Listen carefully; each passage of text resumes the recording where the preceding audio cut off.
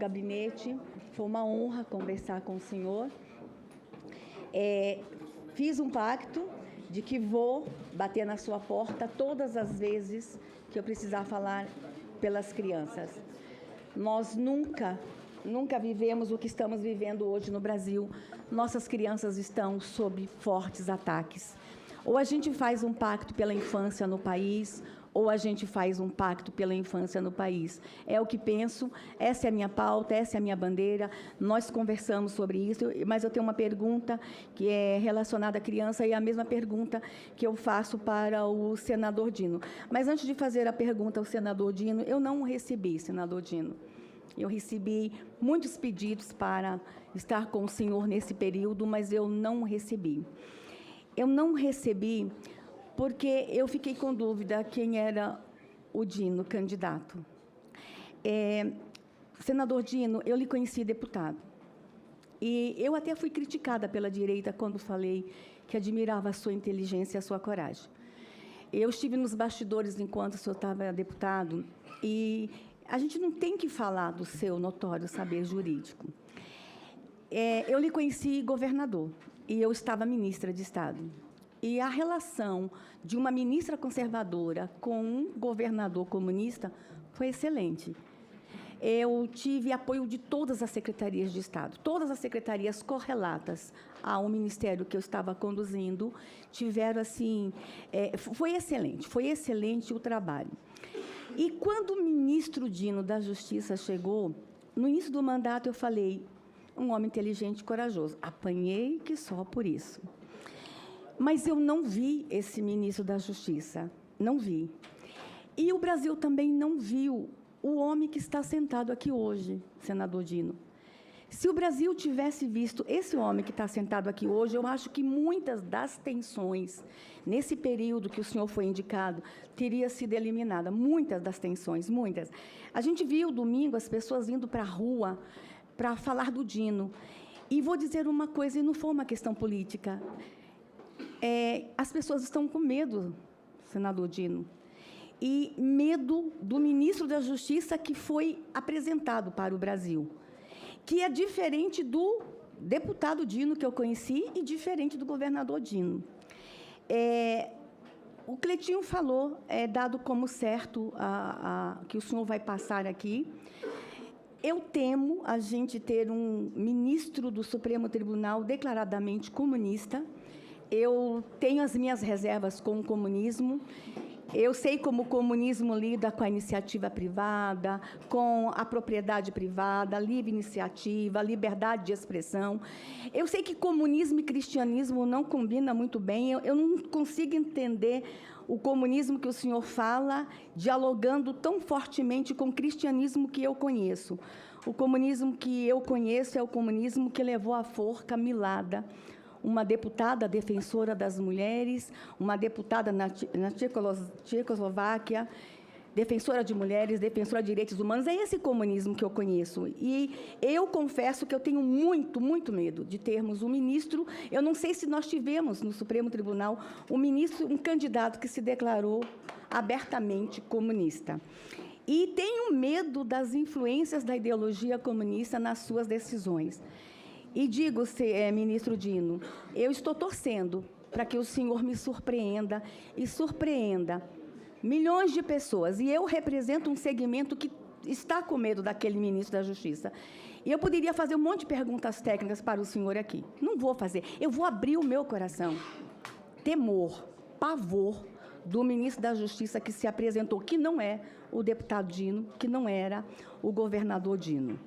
E como eu gostaria que fosse esse ministro da Justiça que tivesse realmente, nesses últimos meses, conduzido aquela pasta. E a minha pergunta é uma pergunta agora para os dois, se puderem responder. Nós somos uma nação com muitos povos tradicionais. Essa também é uma outra pauta que eu lido com muito carinho. Só povos indígenas são 305 diferentes. E nós temos no nosso país ainda algumas práticas culturais nocivas. E a gente vê algumas decisões, ministro Dino, muito influenciada pelo relativismo cultural. Muito influenciada pelo relativismo cultural. Doutor Paulo, eu não conheço a sua posição com relação a isso, e, ministro Dino, eu também não conheço a sua posição com relação a isso.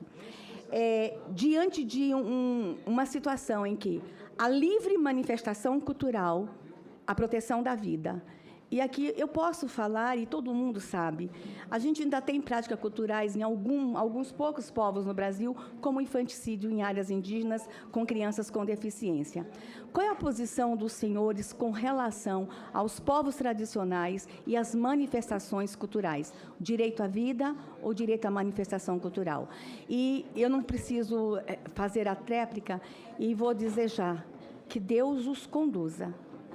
O Senhor desta nação ainda é o Senhor Jesus, eu acredito nisso.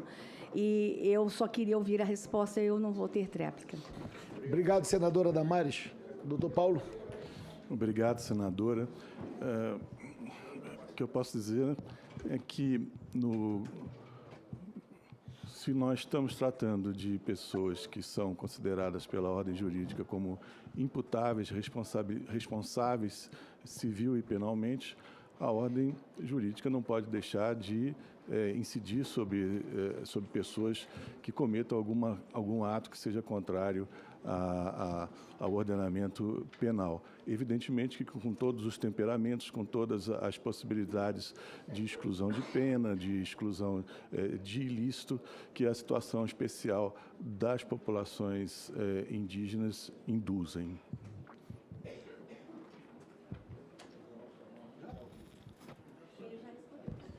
Sim. Senador Flávio Dino.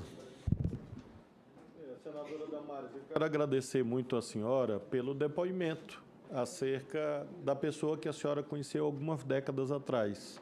A senhora assessorava o senador Magno Malta, lembro bem.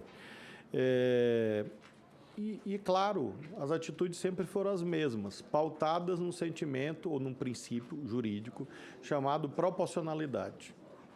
Então, eu não posso, diante de uma situação grave, ser leniente. Isso é prevaricação. Eu não posso, diante de uma situação corriqueira, usar excesso de força. Isso é abuso de autoridade. Foi isso que eu fiz a vida toda. Proporcionalidade, ponderação. Se você tem ameaça à vida de crianças, você tem que ser firme. Se invadem o Congresso Nacional e destroem tudo, você tem que ser firme.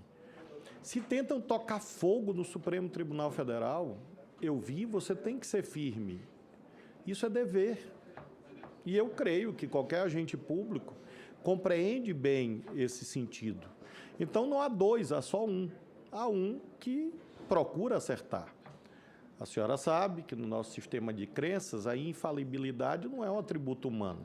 Jesus Cristo disse, quem nunca errou, que atire a primeira pedra. É claro, portanto, que eu não tenho a reivindicação de ser sempre perfeito. É claro que Messi, novamente a metáfora futebolística, perde pênalti. E eu não sou Messi, infelizmente. Então, é claro que, como agente público, você se vê diante de situações difíceis, e eu não vou dizer que em 34 anos como agente público, eu acertei sempre. Claro que não, mas procurei acertar sempre. Sempre fui, sou e serei uma pessoa honesta. Portanto, uso a proporcionalidade diante da gravidade do que foi o 8 de janeiro no Brasil. Algumas pessoas que a senhora narra que têm medo, a senhora pode tranquilizá-las, porque a senhora me conhece. Então, a essas algumas pessoas que não são todos os brasileiros, todas as brasileiras, claro, é uma parte, é respeito, a senhora pode ficar tranquila, e sempre em oração, mas a senhora pode ficar tranquila e que não há razão para medo, porque a nossa Constituição é uma, e eu sempre agi de acordo com ela, sempre. Tanto que eu tenho 34 anos de serviço público sem uma única condenação judicial, porque eu sempre agi de acordo com a Constituição e as leis, e a Constituição é essa aqui, não é outra, só tem uma. Então, não há razão para ter nenhum tipo de receio. E, finalmente, a senhora me indaga sobre o cristianismo, enfim, realmente não é a instância adequada. Eu apenas reitero que eu sou filho da doutrina social da Igreja. Essa é a minha formação desde o início dos anos 80. Primeira vez que eu falei em público, senadora, foi em 1983, lançamento da campanha da fraternidade daquele ano, promovido pela igreja a qual eu pertenço desde que nasci, por filiação familiar, e foi a primeira vez que eu falei em público e rompi uma timidez inacreditável que eu tinha e continuo a ter, mas foi numa campanha da fraternidade. Quem sabe tenha sido uma obra de Deus na minha vida. Então, a senhora pode ficar absolutamente tranquila que os meus parâmetros humanistas são esses. E claro que a senhora conhece o que aconteceu com o maná que caiu do céu e alguns resolveram recolher mais no cesto e outros menos. Está lá em Êxodo 16, essa é a resposta para a senhora. O senhor se sente à vontade de responder sobre práticas culturais nocivas? O finalzinho da minha É que pergunta. o doutor